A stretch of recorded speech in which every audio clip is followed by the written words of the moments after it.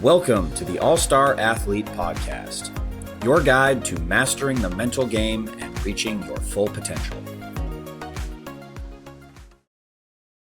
Today's sponsor is Well Traveled. Whether you're grinding through long days, pushing your limits in training, or constantly on the move, your body takes a toll.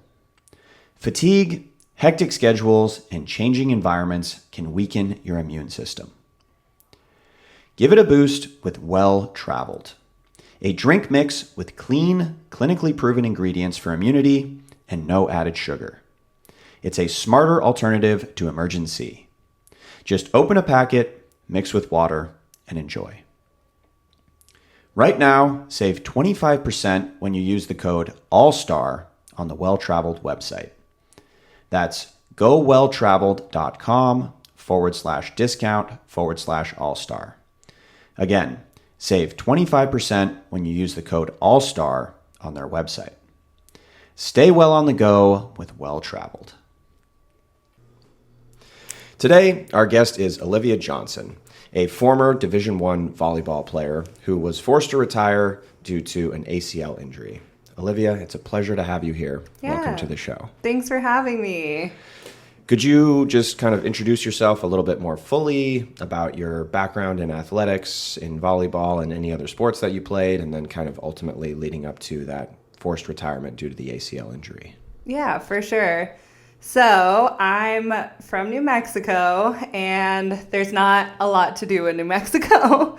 So most people were pretty active growing up. I played a lot of sports. I did basketball, volleyball, softball, track for a little bit, just tried everything out. Ultimately chose volleyball.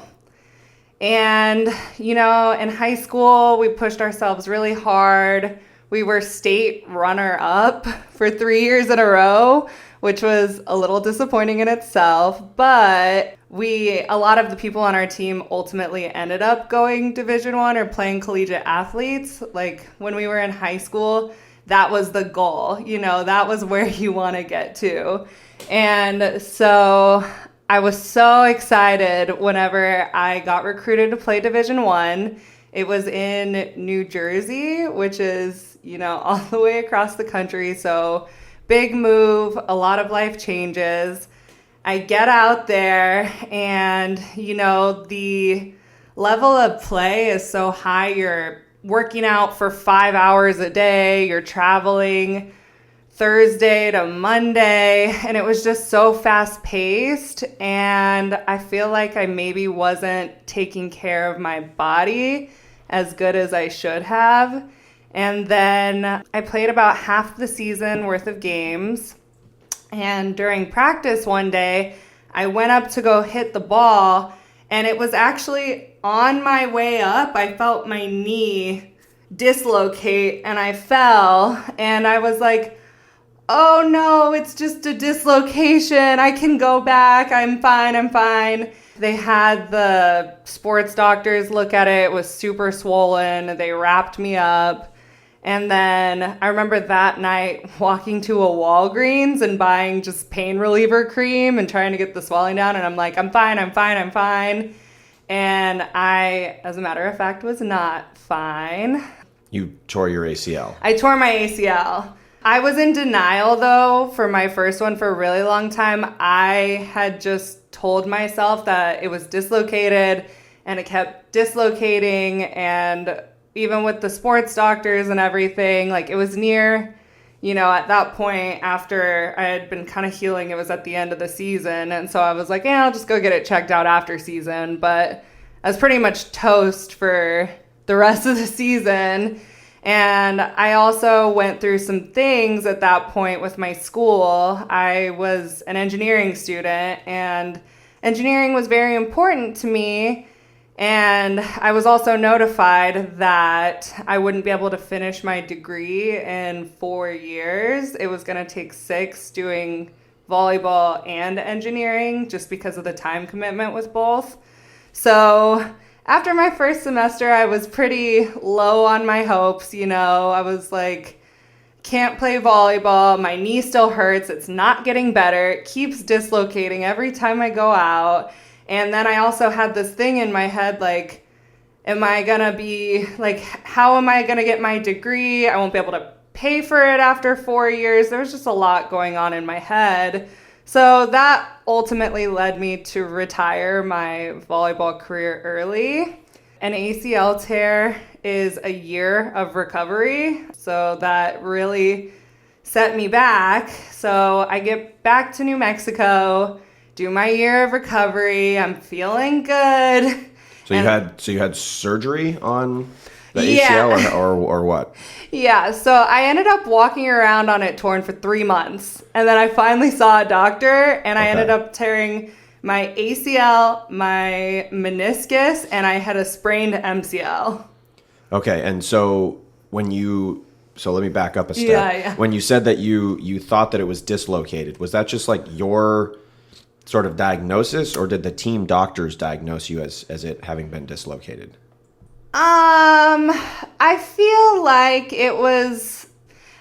with the team doctors, we kind of just band-aided it. I was just in a lot of pain. We're nearing the end of the season, and it was like, I'm in pain, so I can't work out, but like, we'll figure it out later. And then in my head, I think I was just pressured to ultimately like make the decision to leave the team. So before I had even really dug deep into my knee, I was like, hey, I'm moving back to New Mexico. And then when I got back to New Mexico, I was like, wait, I need to figure this out because it's not getting better. I went to a doctor, they did all the testing, and it was torn. So you probably had like an MRI or something? Yeah, I got an MRI. And then they actually ended up using 2 of my hamstring tendons in that leg to repair my ACL. But yeah, it was a gnarly recovery, I'll tell you. Like, they put you on a table and they literally manually bend your knee because you lose all the bend in your knee. Like, you just feel so hopeless. You can't walk. Doing easy activities was just really tough. I was like, am I ever going to be able to lift weights or be athletic ever again? So this was after the surgery. You're talking during like the rehab process. Yeah, the rehab process was tough. And then no one talks about this, but when you have an ACL tear, your hips, like, you have to pick up that leg, so your hips stay uneven for about a year. And when my hips were uneven, it translated across my entire spine. So like, even to this day, I noticed my left shoulder is way higher, and I started developing back problems, and I started developing like shoulder and neck problems. Like, I feel like this injury spiraled into a lot of other things. And then I would always say like, oh, I always get hurt on just one side of my body. Why is this? And it's because my entire body was thrown out of whack. Okay. So you sort of were forced to retire early. Mm-hmm. You had probably great athletic career up until that time. It was very unfortunate what happened. Mm-hmm. You tore your ACL. You retired, you moved back to New Mexico, you went through the rehab process. You were already probably having some anxiety about exercise. Yeah. And then you tore the other ACL, I think, right? Yeah. I joined a club volleyball team, and I was playing on it a lot, and I ended up, I think, overworking it. The other knee. The other knee. So the first knee had recovered, and you felt good enough to return to playing volleyball, which is obviously something that you love. Yeah. And then maybe you were putting a little bit more pressure on the other leg or something. Yeah, for sure. I was walking around with all my pressure on my right leg. So it's not a surprise that when I started working out, this leg was beaten down. And then, one day, it's okay. It's really silly, but the right leg, I feel like when it tore, I wasn't doing anything significant. I was like walking around and I just felt it like dislocate again. And I'm like, oh shit. I just tore my other ACL. And I'm like, how did this happen again? And then my body went into instant panic mode. And at this point, I learned from my other one, I need to go get this checked out ASAP. I got into a doctor that same week, and he's like, yeah, you tore it. So the second one was a non-contact thing? You were just like walking around? Yeah, I was just walking around on my second one. I don't know if it was from, again, volleyball, or maybe just so excited to jump back into workouts or competitive. At that point, club volleyball was the most active thing I was doing. But yeah, no, my second one, I was just walking around and I turned funny and it just separated. It was so weird because my first one, I was like, I understand why this happened. I was putting a lot of stress on my body. My second one, I was like, what the hell? I wasn't even doing anything, you know? So, I don't know. I guess that just goes to show you anything can happen. Yeah. So after tearing both ACLs and ultimately having to walk away from competitive volleyball, how did you cope with that transition mentally and physically, right? You lost your identity as an athlete. You were doing the engineering thing. You backed out of school. How did you kind of move forward with your life after that? I mean, I think I really just dug into the engineering stuff and I stopped working out completely, you know. And in college, I stayed pretty skinny because I developed poor eating habits. And when I say poor, like not eating. And you were also very active. Yeah. But after my 2 ACL tears, it was like, oh, I can't work out and I don't want to get fat. So I just like developed like probably an eating disorder. And I stayed skinny through college and I did engineering and, you know, I am really thankful like engineering worked out. But then once I got into my real life and my real job, then the pressures of having, you know, my big engineering job started weighing on me. And then I started eating a bunch and then the weight started coming on and I didn't mentally know how to kind of cope with that because I was scared to go to the gym. I kept getting like Planet Fitness gym memberships. Yeah. Well, you were scared that you were going to get injured. Again. Yeah. I kept going to the gym and I became like, I'd walk on the treadmill for 30 minutes and that's all I would do. And I just wouldn't see any results, but I was used to weightlifting, resistance training, having someone work with me all the time. You know, and then I'm like, I felt like a lost puppy, not having guidance in the gym, and then also scared to do big movements. So. Right. Yeah. So that sounds pretty difficult. I mean, so let me back up a step here. I know you mentioned that you moved back to New Mexico. Did you transfer schools? So you did finish your degree in engineering then? Yes, I did finish my degree in engineering. When I left New Jersey, that was the one thing I was like, okay, sports are not in my cards, so I need to put my energy towards something else. Overall, New Mexico was a fantastic school for engineering. It has the national labs near it. I was able to get internships pretty fast, and I finished my degree in 4 years there, so something good did come of it, and I did have something to put my energy to. But in that, I feel like my health started secretly and slowly slipping away from me. Right. That's always a challenge for athletes sort of across the board when they are forced to retire or they retire just because of father time or however you want to say it, like whether it's injury or whether it's, you know, deciding to retire because of, you know, whatever it is. Many athletes struggle with finding an outlet for that passion. Right. And for you, it sounds like you were able to put that into your education, at least. So that was good. Yeah, I will say I'm very thankful that I wasn't too hung up on the fact of like losing my identity as a volleyball player. I know a lot of collegiate athletes or pro athletes get out of school and they're like, I don't know what to do. I picked a secondary hobby, engineering, that takes a lot of brain power and a lot of time. So I think I did overall make a great life decision in that aspect. But again, where like I was struggling was the weight loss, body kind of stuff that came with not working out or not being able to work out.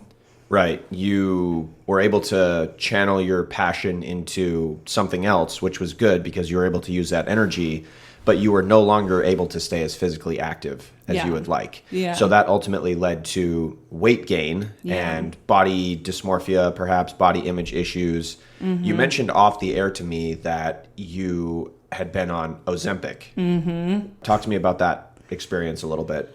Oh man, it goes way past Ozempic, because right when I had gotten into my first engineering job, I had big girl money and I got talked into getting a liposuction surgery, and it was a doctor that all the bottle service girls went to, all the like very classically pretty girls, they had gone to this doctor. So I instantly was like, I need this. This is what I want.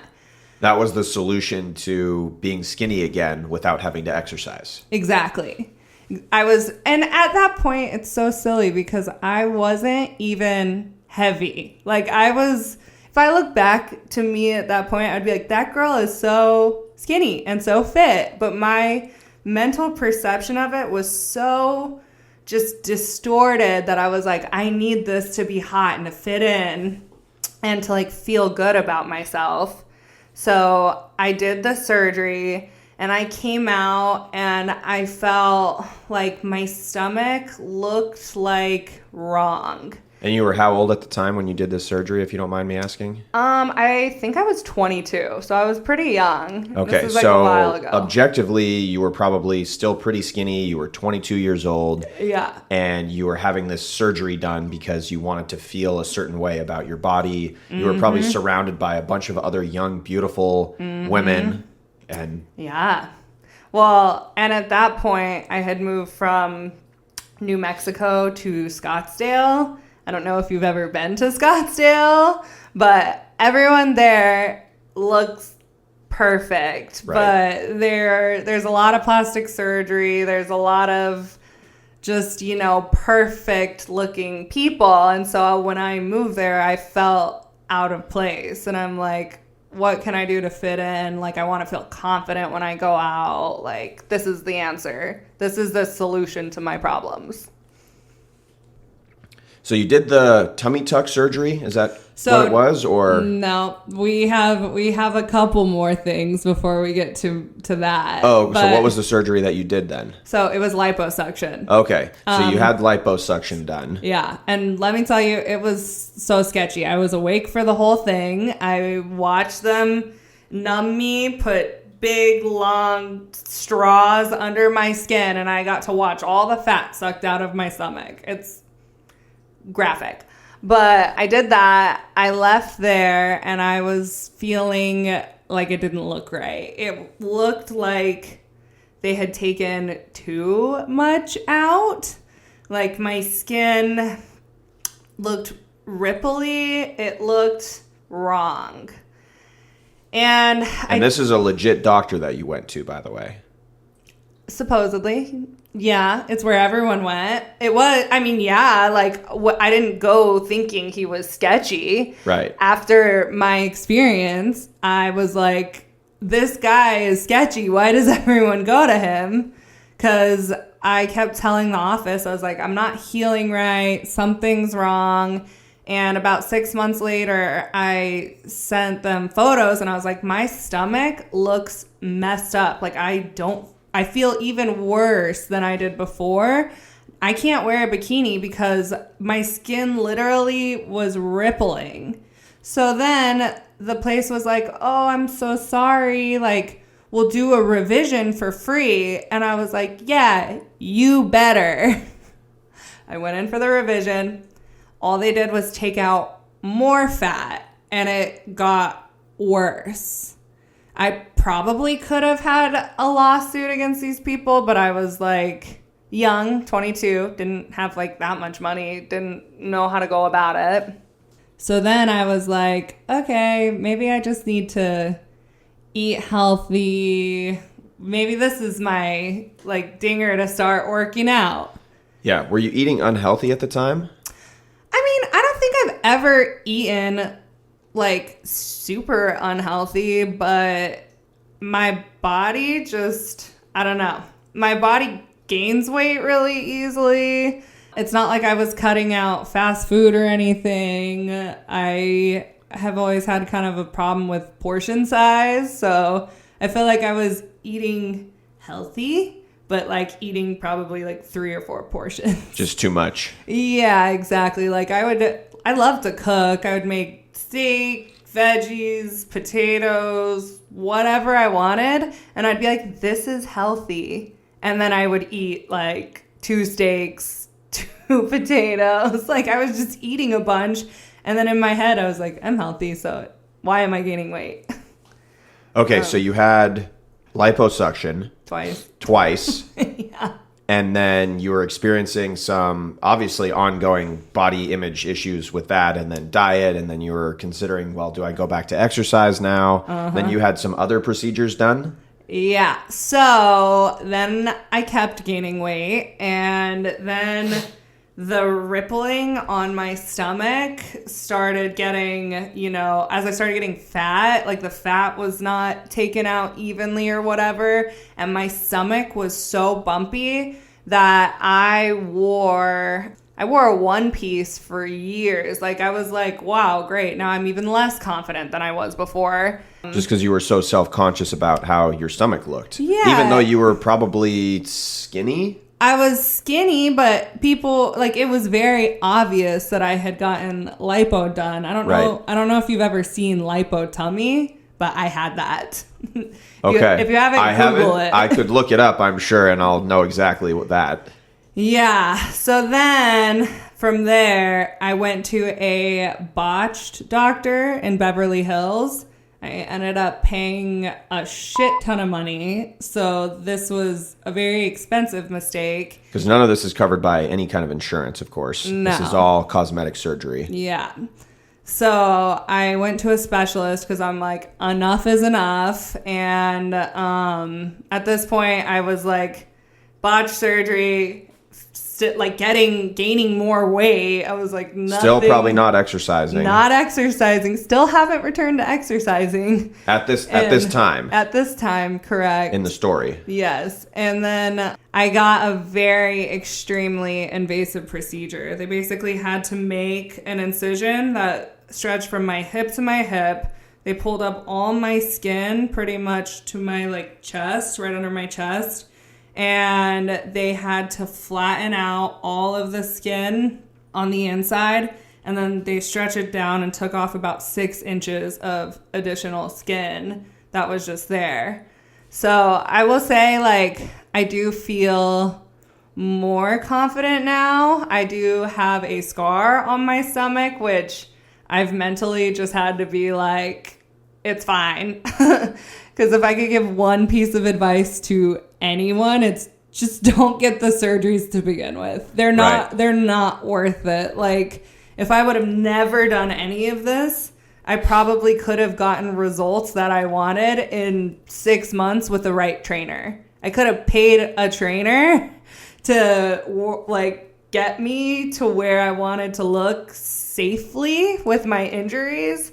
And instead I went through years and years and years of surgeries and fixing it and this and that. And so I am happy with my body now. I have really like learned to love myself. And now that kind of leads me to where I am with you. I started working out with you, and this is probably the first time in, I don't even know how many years it's been. It's been over 10 years that I'm losing weight consistently in a healthy way. Right. So you had the liposuction, you had the tummy tuck, or what's the name of that procedure? It was a tummy tuck. Tummy tuck. Mm-hmm. And then you also mentioned that you were on Ozempic. which I think we talked about that. Yeah, so I that was forgot another about that. chapter after all the surgeries where you were still heavier than you'd like to be, and we're turning to another tool to try and help you lose weight. Yeah. So then rewind a year before I met you and started training with you, I got on Ozempic. And this was when you were how old? So this all started when you were like 22, all these surgeries. Yeah. And this went on through like a lot of your 20s? I started Ozempic at 28. Okay, so it had been years then you were struggling with this, the botched surgeries, the resurgeries, the new surgeries, the weight gain, the struggling with body image, the eating. Even though you were eating healthy, your portion control was just off. Yeah.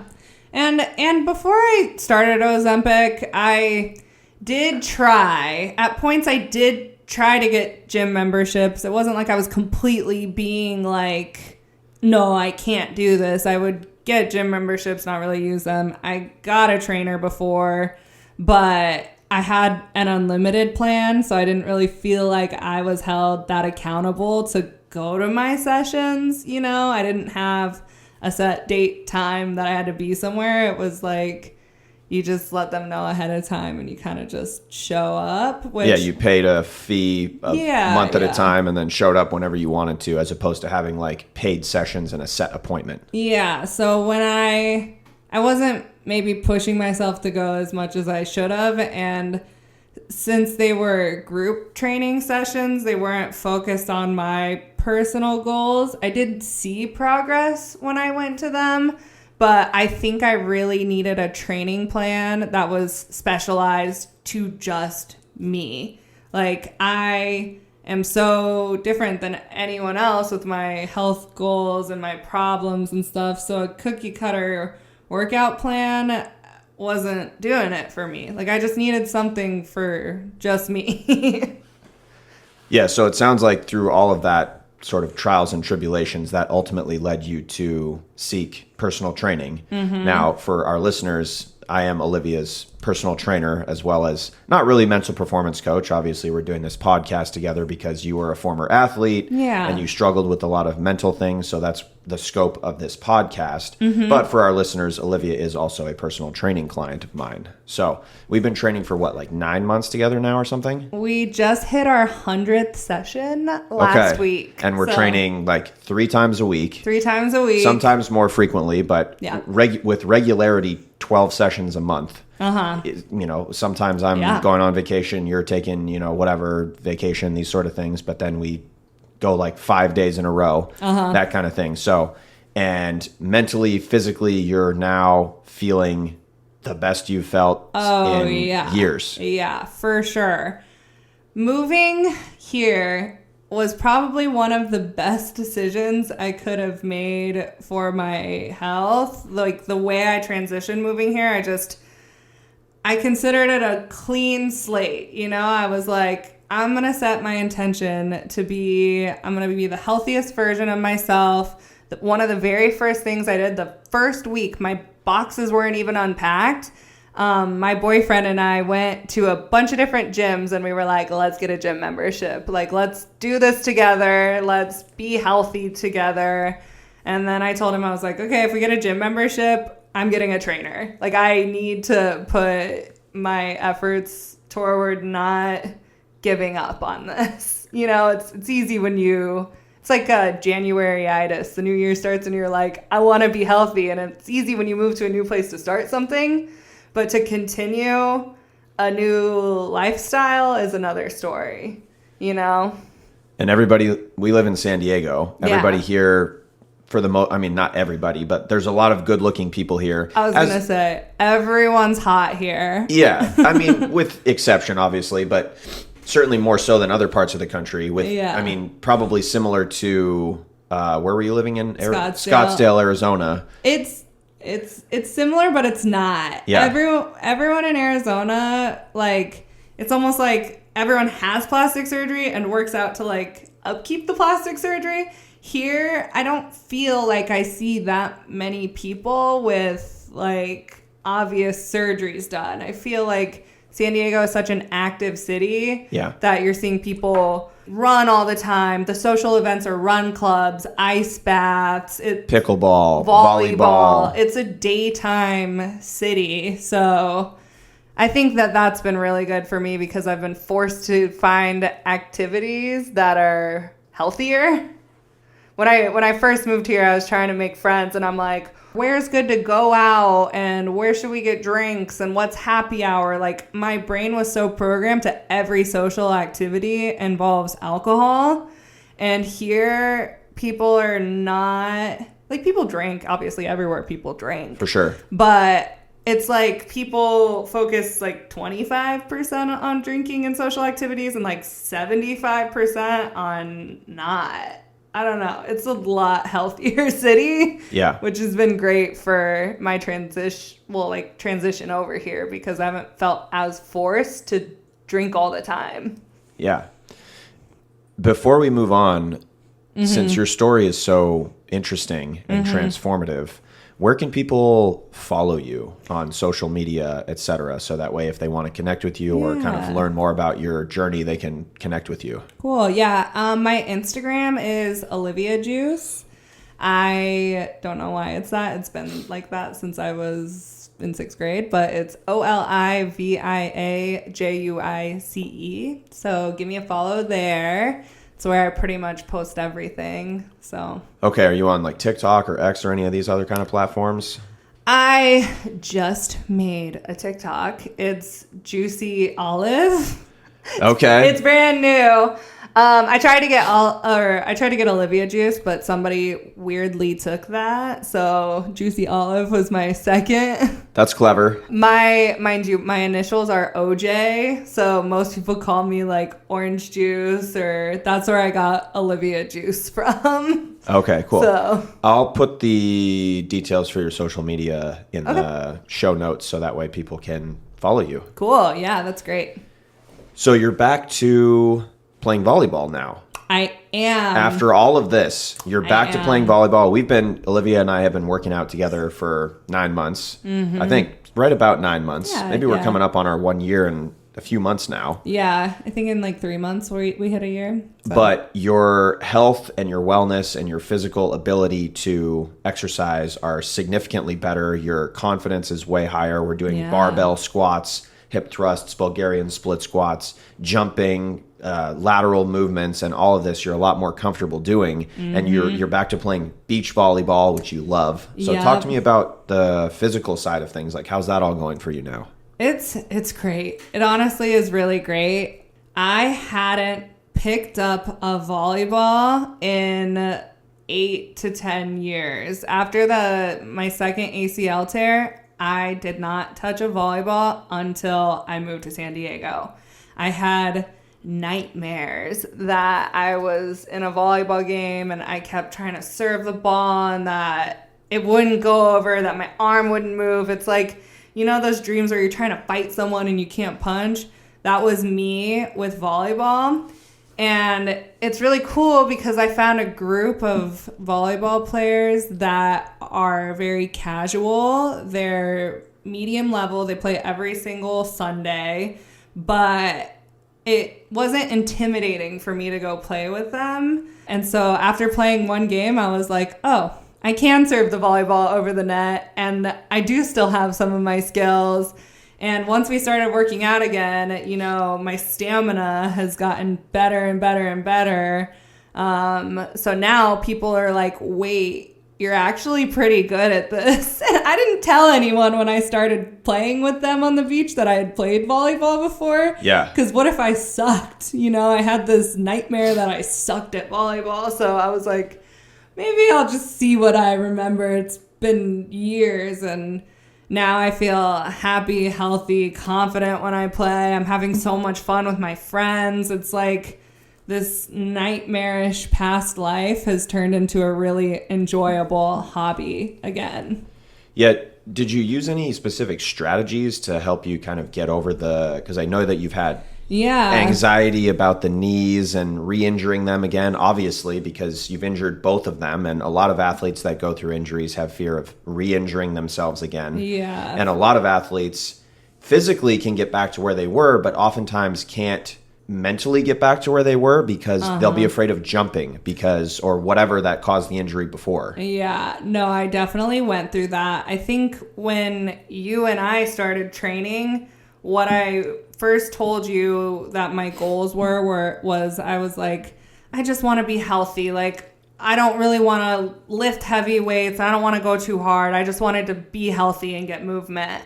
And I really appreciated that you didn't come at me and you were like, no, to get your fitness goals, you have to push yourself. Like, you were very kind and thoughtful with taking everything I said and being like, yeah, let's start there and let's, see where we can get to. And when we started our training sessions, I was stressed because most trainers jump into HIIT workouts and they overdo it because they want you to stay. And that's why I left a lot of trainers, because I'm like, I'm going to get hurt again.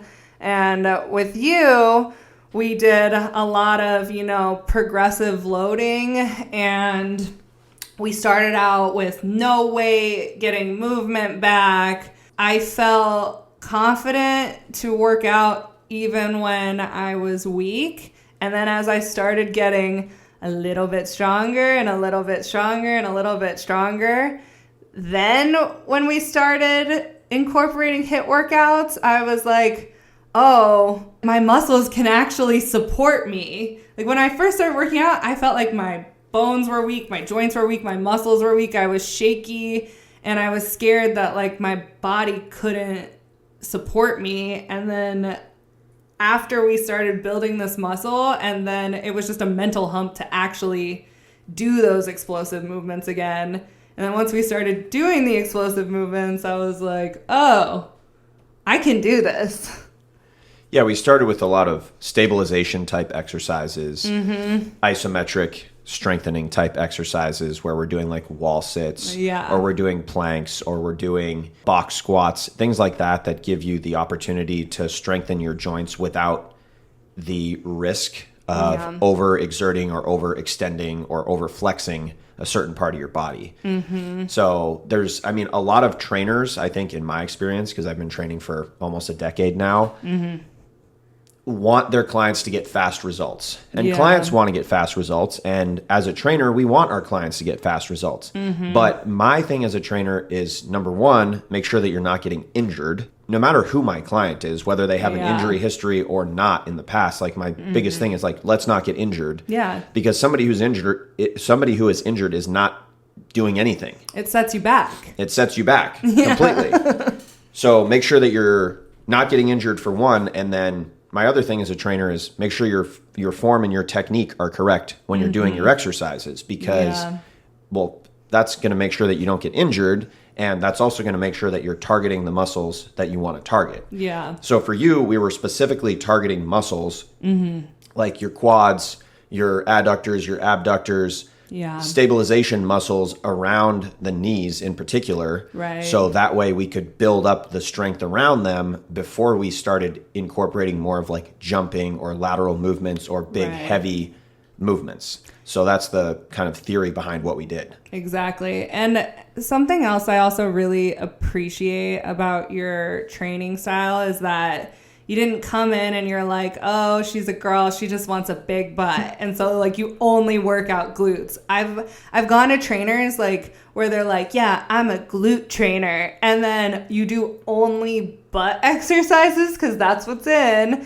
And I'm like, that's the opposite of what I needed, because my knees are weak. And if I'm only working out my butt, that's not helping the front of my legs or my knees at all. And it's probably going to force myself into more injury. Yeah. You need quad strength. You need hamstring strength. You need to build your tendon and ligament strength around the knees. So glute training is part of that. Like we want, but we want to have everything. It's not everything, right? And that's not what you came to me for. If somebody came to me and they specifically wanted glutes, like I can do that training as well.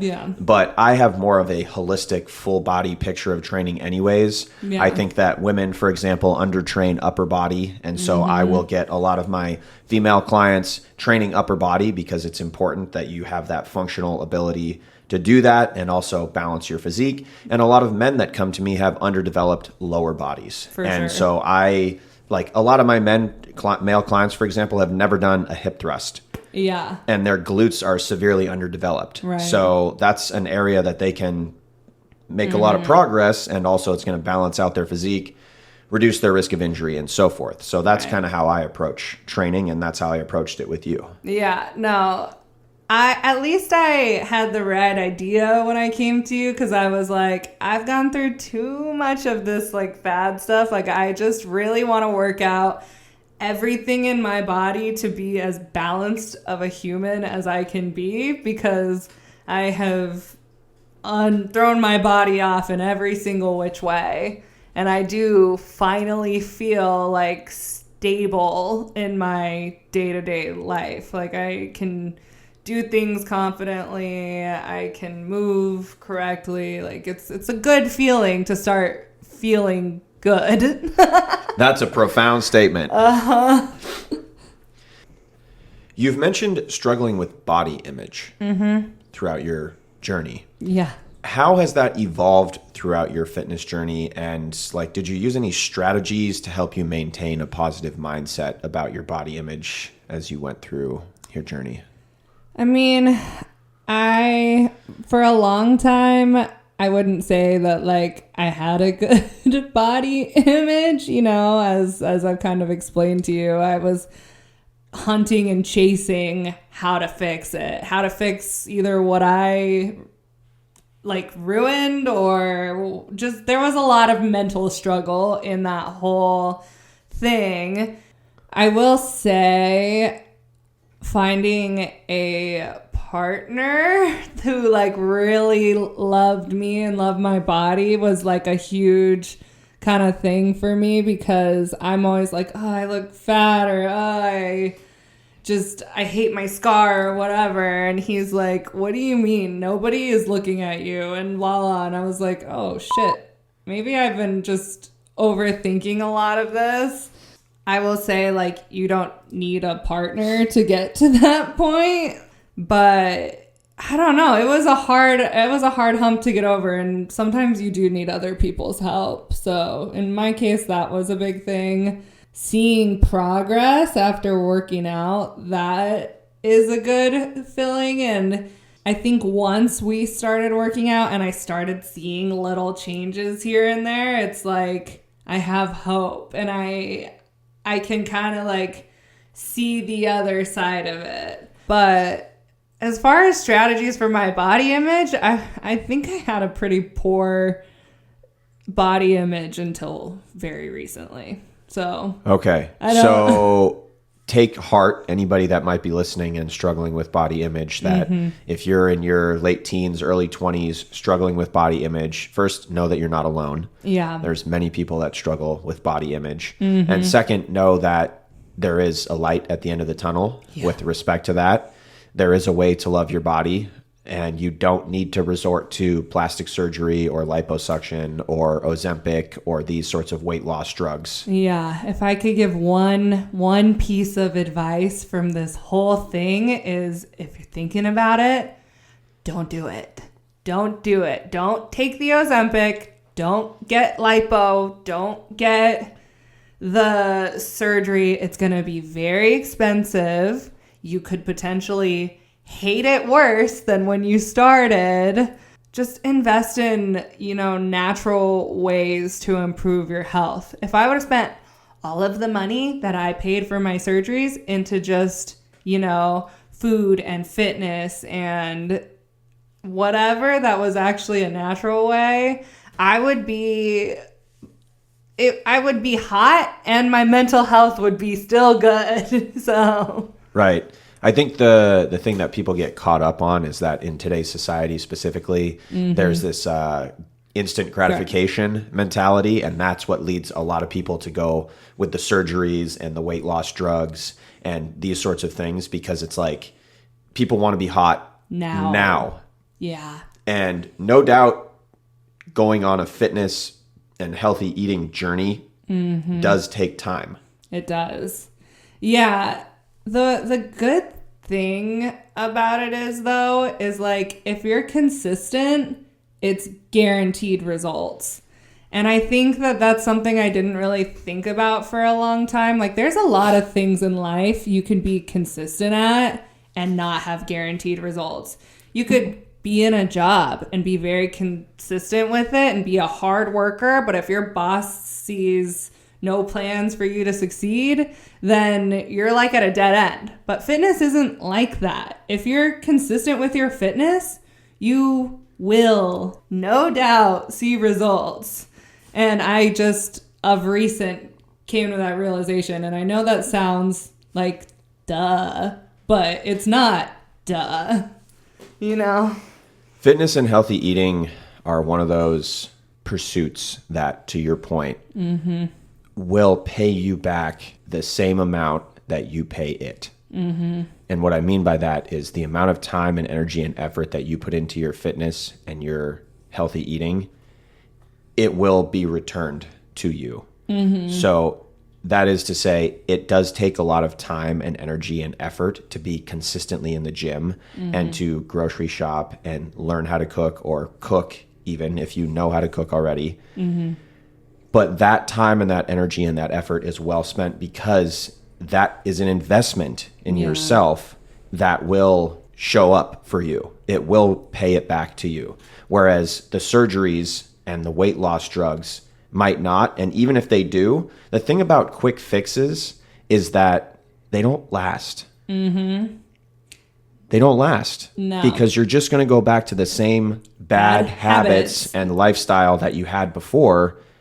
And the marketing and supplement and surgery and weight loss and diet industry preys on that. Yeah. In fact, they know that those industries know that their fixes are short-lived. And they actually feed into that, because the people that partake in those things are going to go back again later. They'll be reoccurring clients, and they'll give them their money for the rest of their lives. Again. So understanding that fitness and exercise and healthy eating takes time, and it takes energy, and it takes effort, but you will have lasting results naturally. Yeah. No get something quick scheme pays off in the end. Get rich quick scheme, you might make a lot of money, but it's not money that's going to last. Get skinny quick scheme, you might get skinny fast. It's not going to last, you know? It's just, I think if people could realize this sooner, then they would be a lot better off, you know? Yeah. With respect to mental performance techniques, right? So you said you struggled with your body image, and now you're as happy as you've been certainly in a long time. Yeah. Do you use any mental performance techniques when you're exercising or otherwise, such as journaling, visualization, imagery, breathing techniques, these sorts of things? I mean, I have focused on my breathing a lot this year. I've gone to some breathwork classes, and I feel like that has overall calmed my nervous system a lot. I will say, at least having a past in athletics, like volleyball and sports my whole life, it's kind of given me this mental edge now with working out with you in the gym, because I'm able to put my head in a space where I can push through hard workouts. But I mean, I just kind of now think of everything as one day at a time. You know, I don't think of, I have to go to the gym every day for the next year to see my results. I just say, I have to get through today. Like if I go and I just do it today, and then I do tomorrow today, and the next day today, then that's how I'm going to stay consistent. I just try to not think too far ahead, because I get really overwhelmed. Yeah, several words that come to mind when I think about you are grit, determination, consistency, dedication, passion. Oh. I see the work that you put in the gym, and yeah, maybe it is only one day at a time, and you're checking the workout that we're doing today, and you know it's going to be a difficult one, but you feel so good when you're done with it. And then it's kind of I'll see you tomorrow. Yeah. Right? Yeah. You know that we're going to be trained, or I'll see you in 2 days. Yeah. Whatever it is. So I think that's key. I think you just struck upon gold there in what you said about one step at a time. Yeah. Because it can be so overwhelming to look at the big picture. And with this attitude and this mentality of instant gratification, it's very discouraging for people to try and look at the goal that they want, which is maybe 6 or 9 or 12 months from now, and immediately give up because it's 30 pounds that they want to lose, instead of just taking it one day at a time and learning to trust the process and busying themselves with the details and controlling what they can control in the moment, and then understanding that the future version of themselves will happen if they just follow through with those steps one day at a time. Yeah, I completely do not give myself like in 6 months I want to lose 30 pounds, or in a year I want to look like this or do this. For some people that works. For me, that doesn't work. My brain thinks it's so tedious to get to that goal. Like, my instant gratification has now just become, I got to get to the gym today because I know I'll feel good after. One day at a time. Yeah. And that is instant gratification. Yeah. So that's good. So you're leveraging a psychological desire and turning it into something that's actually actionable, which is cool. Yeah. You're not getting all of your results immediately, but you're getting your little short-term reward, which is going to the gym today. Yeah. And I think that you and we as humans have short-term and long-term goals, and if you don't, then it's a good thing to have. Yeah. Like we've talked about, your birthday's coming up later on, and you want to look a certain kind of way, and like that's kind of, I'll call it a medium-term goal or a long-term goal. Right. But we also want to spend more of our time, and we spend more of our time focusing on short-term goals. Yeah. Like with my birthday coming up, I'm not going to be like, I need to be 160 pounds by July 12th. Like in my head. Or else I'm going to feel like a failure. Or else I'm going to feel, like crap on my birthday. I don't want that to even be planted in my head. I just come into the gym and I'm like, Justin, I want to be hot on my birthday. You want to look good. You want to feel good. Yeah. We have a goal, not maybe tied to a specific weight or anything like that, but it's a long-term goal. But then we have that, and then we take our focus back to the present and focus on what we're doing today. Yeah, for sure. I mean, like, that's what I told you when I came in. I was like, my only goal is that I want to feel confident in a swimsuit, and I want to feel good on my birthday. And it's like, okay, let's get into it then, because this is how we're going to do it. Right. And when it comes to exercise and weightlifting, we do a lot of weightlifting. Yeah. You're super strong. That's one of the best attributes about you, is how strong you are. Yeah. This is an ongoing struggle for women particularly. And I ask a lot of my female clients about this, or women that come on to the podcast. How do you, Olivia, specifically balance the desire of being strong and building muscle while maintaining your femininity and, being at a weight that you feel like is acceptable and you feel sort of hot at, if you will? Because those are competing things, gaining the muscle and wanting to be a certain weight. I think a massive thing that I did is change who my role models are.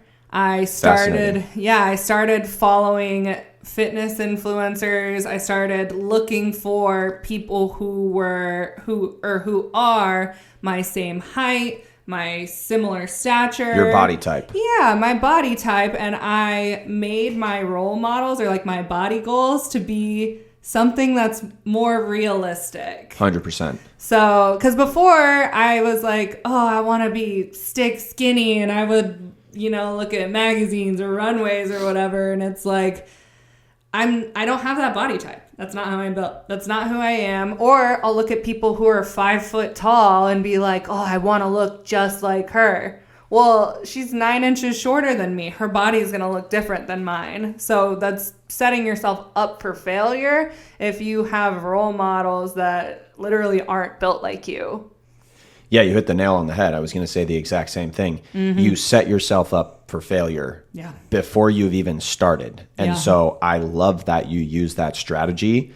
And I recall us talking about that when we first started training together. I think I probably asked you like, oh, do you have like anybody influencers that you follow, or do you have like an ideal physique that you'd like to look at? And I forget if I brought that up or you brought that up, but you're like immediately like, yes, I follow this person, that person, this other person. And like you had done your research. You knew that they were similar height and build and body type to you. And so that was a realistic goal that you were setting for yourself, as opposed to trying to fit yourself into a separate category of slender, flexible, gymnast, sort of yoga women. That's like never going to be your body type, no matter whose training program you follow or what diet you eat. Like you're never going to accomplish that.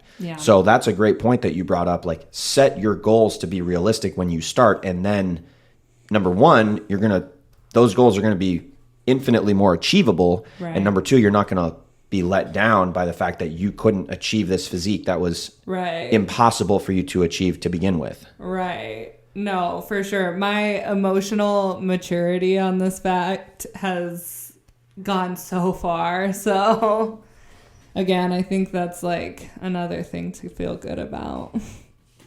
What would you say to that point? What would you say your current fitness goals are now? Because we've gotten past the ACL injuries and you're feeling a lot more stable now. You're lifting a lot heavier. Like we're doing barbell hip thrusts up at like 200 pounds, Bulgarian split squats with, 20 or 30 pound dumbbells in each hand. We're doing all kinds of different HIIT workouts. Do you have any current fitness goals, and do they align with mental performance or anxiety or any of that kind of stuff right now? Yeah. So when I first came to you, what I said was, I want to be just healthy. Like I want to be able to move my body and feel stable, and I want to be healthy. Now I'm starting to feel healthy, and I was thinking about this the other day. My next goal is to be athletic. So so I think I now am lifting stronger weights, and I never thought I would be athletic again after volleyball. I was like, this is past me. But I've seen, especially after moving to San Diego, so many, older people in their 50s here that are very athletic. And I'm like, it's not too late to be that. I can still be that.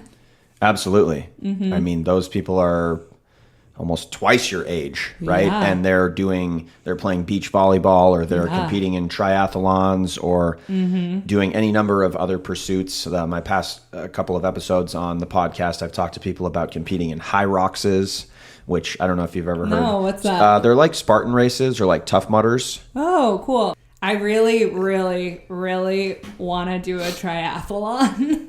Okay. I know that's really random, but I used to be a swimmer when I was like really, really young. I got into running a little bit here and there, and I'm like, a triathlon would be a fun goal to work toward. So I truly believe that the mind is our only limiting factor. Outside of things that we can't accomplish beyond the scope of like physics here on Earth, right?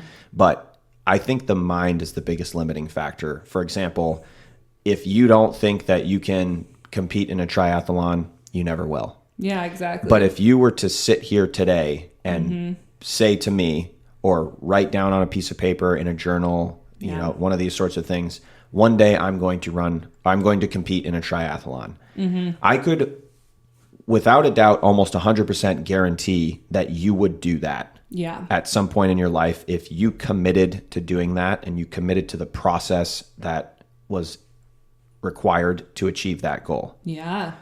No, I definitely think I have the mental to do that. I mean, I came into training one day and I was like, how long do you think it would take me to walk a marathon? And within the next week or so, I was like on my treadmill in my living room trying to do a marathon. I didn't finish it, but I also didn't train for it. So that just proves to me if I put in the time, effort, and mental, I could do that. Yeah, and there were other factors at play there in terms of like your setup. You were at like a walking desk. Yeah, I was in my living room on a walking treadmill. Yeah. It was not... Maybe I could do one if I was outside, to be honest, but... Potentially, I just heard this quote recently, and it actually really stuck with me. And it was a quote that I think the originator of is Alex Hormozy. I don't know if you're familiar with Alex Hormozy. He's an entrepreneur. He got his start in the fitness gym space. Okay. And he's kind of on the rise as not really an influencer, but just sort of kind of a philosopher, if you will. He makes a lot of tweets about various things having to do with business and success or failure in different pursuits that you may be going after.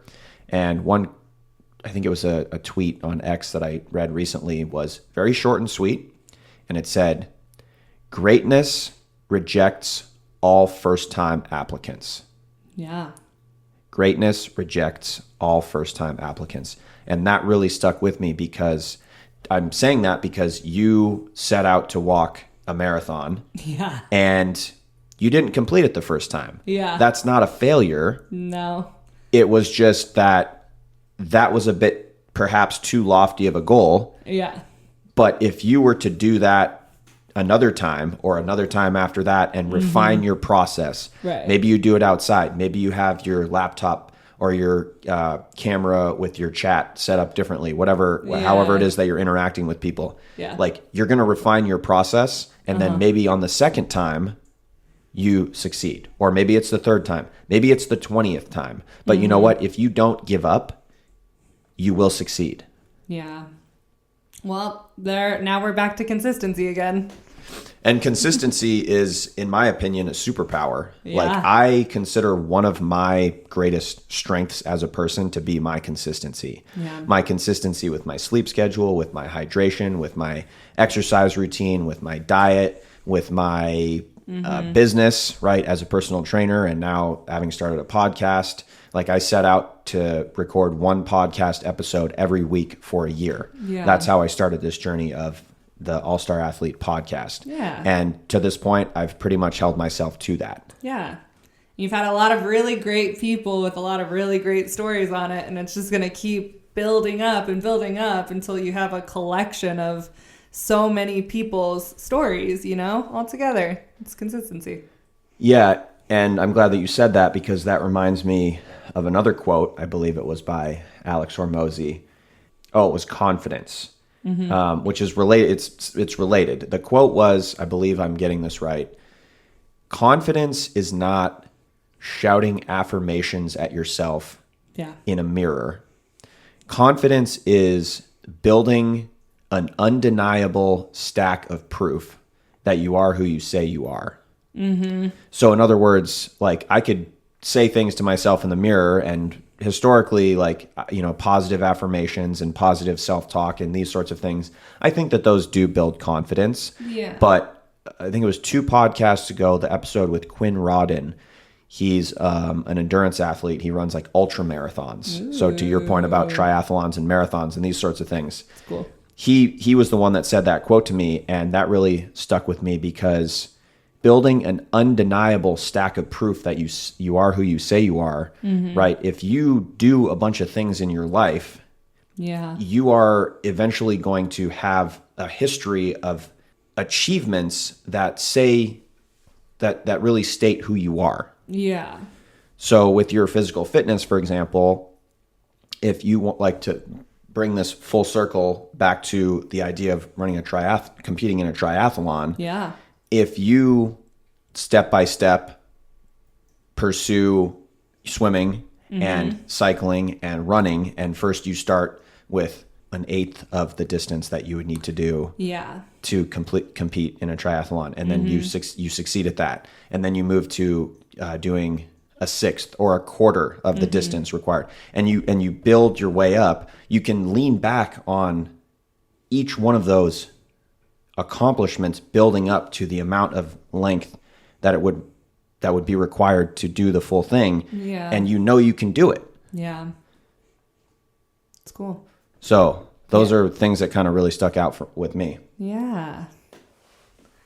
Well, and they even have like mini triathlons and stuff too, so that you don't have to jump into the like full thing. And with anything, like I even said that I started running last year. A friend and myself, we made the goal to start jogging together, and we both started 5Ks, and our goal was to do one 5K a month for the whole year. We did it until I moved to San Diego, and then it kind of fell off. But it was funny because if you looked at our social media and stuff, you would have thought we were preparing for a marathon. Her and I took it so serious. We were rolling out the night before, we were carb loading, we were getting up early, we were stretching, we'd have like breakfast. We did all the things that marathon runners did for a 5K, and it sounds absolutely ridiculous, but I'm like, I feel like the foundation there, if I would have stayed to running, those 5Ks would have turned to 10Ks. The 10Ks would have turned to half marathons, the half marathons to marathons, and then I would have already had the good habits built around it. So Correct. And that's exactly what I talked about with Quinn in his episode, which I believe was 2 episodes ago. Mm-hmm. That's how he got started doing ultra marathons, which I probably had heard of before. Yeah, I've never obviously like done anything like that, but I watch a lot of documentaries on ultra marathoners, and I follow a lot of them on social media, and I think the mental behind that is so just like beautiful. I don't even know how to describe it. Like, how do you stay awake for 24 hours running, you know? Well, I guess you'll just have to go back and listen to that episode then to find out. It was actually really informative. But to your point about the running the 5Ks consistently, and also going back to what I said a few minutes ago about consistency being a superpower. Yeah. You said it exactly right. You start doing 5Ks every month, and then maybe those turn into 10Ks. Now that's doubling the distance. Yeah. So maybe that's a bit of a leap. And maybe you can't even start at running a 5K. Let's say you're listening to this podcast right now and you don't run at all. Yeah. Well, the first step to running is walking. If you're not walking, first walk to run. Yeah. The second thing is go run a quarter of a mile every day, or once, then run a half a mile. And I feel like the beautiful thing now is they've adjusted these 5Ks to be really friendly toward walkers too. Yep. It's not a community where they're like, you have to run or else you're not allowed. 5K is a small enough distance where people can comfortably walk them and still finish in a reasonable time. And so it's almost turned into this really welcoming social event. So I went for the running. I stayed for the social aspect. Yeah, and I would say to the point that I was making about kind of building up into doing something bigger, start by running a quarter mile, then run a half mile, then run 3/4 of a mile, then run 1, right? And I don't need to keep beating a dead horse here. You get the point of just like incrementally increase how much you're running. Yeah. And it's going to be a challenge, right? You're going to need to challenge your body. But another point I wanted to try and make, and I forget if this was, again, Alex Hormozy or David Goggins. This was also, again, go back and check out the Quinn Rodden episode to hear more of these like inspirational quotes. But another thing that Quinn mentioned was that you don't have to be a champion to start acting like one. Yeah. So in other words, if you want to be a marathon runner, or if you want to be a triathlete, or if you want to be anything, do some research. There's the internet is an unlimited or nearly unlimited resource of how to do things. Learn a new skill. I use my TikToking for good. Seriously. I try to avoid being on social media, but I'm addicted to TikTok. But I use it for good. I use it for recipes and following inspirational stories, and I try to follow people who at least are a little bit better for my brain. Not complete rot. For sure. There's definitely some good things on TikTok. I mean, I release educational, informative content on my All-Star Mindset channel, but social media can be a little bit of a scrolling sinkhole for sure. But the point I was going to make about you don't have to be a champion to start acting like one. If you want to be a triathlete, for example, research what triathletes do. How do they train? How do they eat? What are their sleep habits? Where do they live? And if you adopt those habits yourself, you will become a triathlete in time, assuming that you put in the requisite amount of time and energy and effort, which goes back to what we were talking about with the training and you can't have instant gratification. You have to understand that, like, you're not going to be the best on day one. You won't. And triathlete Olivia might be 5 years from now. Yeah, for sure. But if Olivia decides that she wants to be a triathlete, the only thing that would stop you is mentally. Yeah. And it's great looking at where I'm at now versus, 9 months ago, because a lot of the goals and stuff that I have now, I would have never had those before. Before I was like, I just want my body to feel stable, and I want to be able to walk around and not feel like I'm going to injure myself. And now look where we are 6 months later, 9 months later, and my goals have completely changed because I'm just overall in a better headspace. Yeah, now your goal is to be athletic. Yeah. Whereas before your goal was like, I want to be healthy and I want to make sure I don't get injured again. Yeah. And that's in a 6 to 9 month period. Yeah. So how quickly has that changed?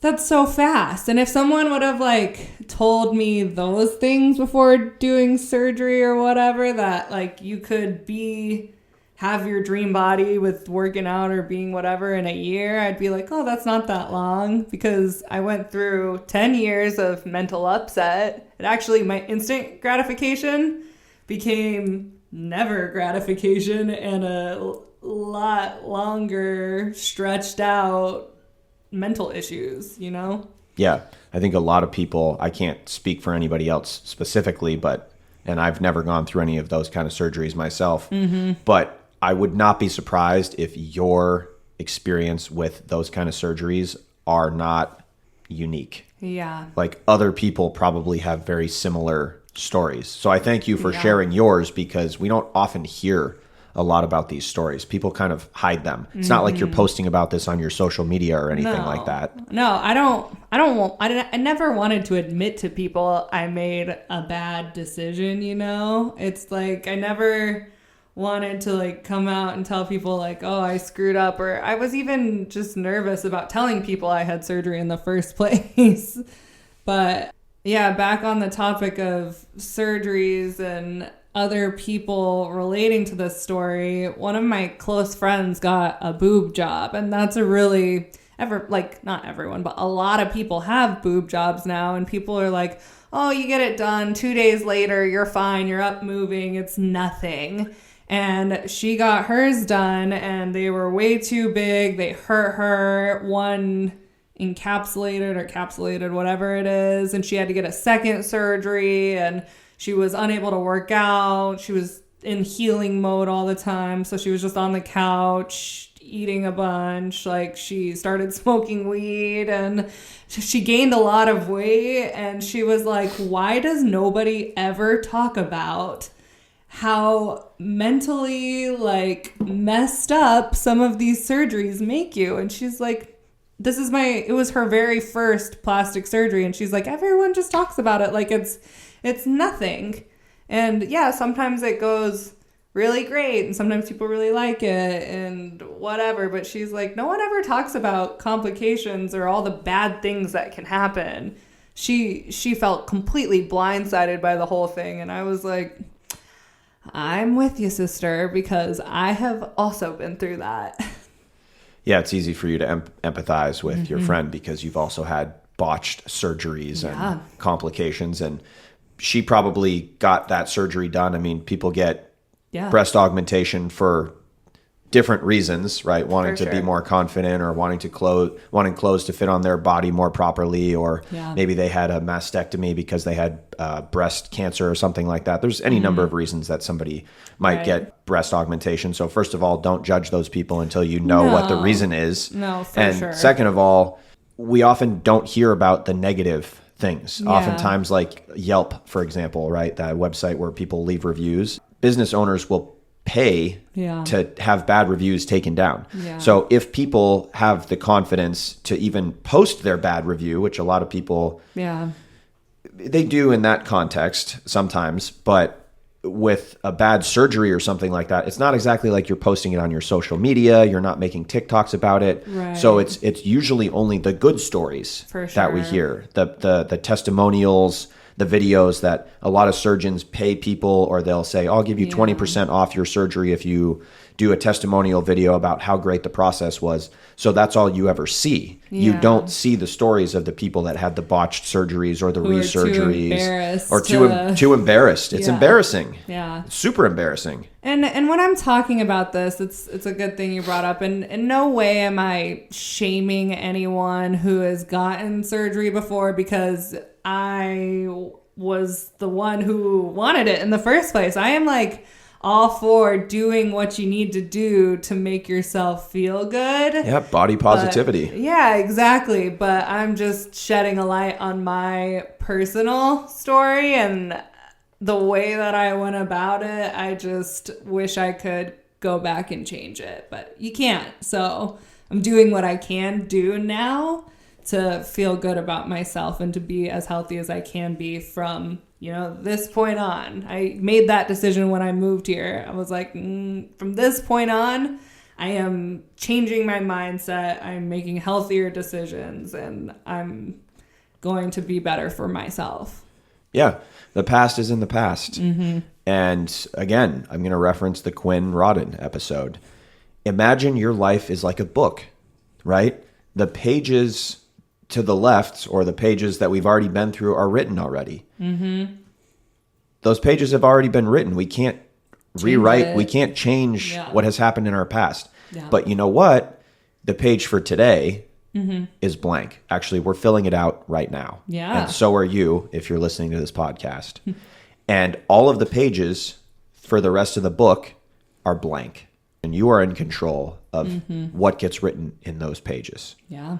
So have some acceptance and some grace for yourself about what has happened in the past, and have some understanding and some courage to change your life if that's what you want to do, and write the pages how you want to write them in the future, because you are the only one that's in control of that. I agree. You can change your life at any point that you decide you're ready to. Any point, right now. Now. If you are considering changing something in your life, you can change it right now. Mm-hmm. As we get close to wrapping up the episode here, I want to continue talking about paying it forward to other people. Uh-huh. For any athletes, or really anybody listening to this podcast that may be facing injuries, or just anybody really struggling with their confidence about anything in life, based on your experiences, what advice would you give those people? I would just say to try to channel your energy towards something that's going to better you. So like I did my engineering, that almost instantly got me over my, immediate volleyball energy. But where I lacked was the consistency. So after honestly doing this podcast and talking about it, because I haven't talked about my entire journey, the biggest thing that changed in my life that really made the difference was to stay consistent with your new healthy habits. And, even though you have good intentions at the beginning, to not fall off of that, because you will see change. So just basically stay consistent. Stay consistent. Personally, for you, looking ahead, we've talked about what your goals are now as far as you wanting to change your training to be a little bit more towards an athletic physique or athletic pursuits, or perhaps participating in a triathlon in the future. Mm-hmm. Do you have any long-term personal growth goals? I think it's to just try to stay in this current headspace I'm in. I feel like my life right now at this moment has so much positive momentum, and things are going to happen. Life changes are going to happen. I might, hopefully not get injured again, but, what if I lose a family member, I get sick, or there's just things that happen in people's life that are going to cause setbacks. So I think to just try to channel what I'm feeling right now and try to get back to that point when the setbacks happen. So you'd say sort of stay in the mindset of positivity and consistency, specifically with the understanding that there will be other setbacks in your life. Yeah. You might experience another injury. You might have a death of a family member. Yeah. You might go through a career change. Life is full of ups and downs. There's good things that happen and bad things that happen, or sort of depending on how you look at life, just things happen and they're open for interpretation. Right. But you would say just stay in the best positive, consistent mindset and mentality that you can. Yeah. Yeah, I think it's delusional to think that nothing bad is ever going to happen again in your life. People don't want anything bad to happen, but I think it's just trying to focus on putting my energy towards something positive when those setbacks do happen, to not completely derail again. Right. I think it's about not avoiding those things because they're going to happen inevitably, but more so in how you react and respond to them and move forward. Yeah. This has been a therapy session in itself. Again, I haven't talked about, the whole journey and how I'm feeling and everything. So I feel like I'm leaving here today with a clear plan, focus going forward. I discovered what my goals are today. Yeah, I mean, I think that's a big part of why I wanted to start this podcast, but then also thinking about that comment that you just made, generally speaking, there's a lot to be said about vocalizing what's going on in our brain. Yeah. A lot of people have ideas, whether they're, again, good or bad, positive or negative, kind of floating around up there. And I think mental performance coaching or psychotherapy, this isn't obviously a formal therapy session. Yeah. But psychotherapy, if anybody's struggling with anxiety or depression, I highly recommend pursuing those people, seeking out help if you're in a mental space that's very difficult for you right now. Right. I'm very open about my experiences with seeing therapists. I see one now regularly. I've been on and off different types of antidepressants and anti-anxiety medication. I'm very open about that. These things are very helpful for different reasons and different chapters in our life. So definitely pursue those avenues.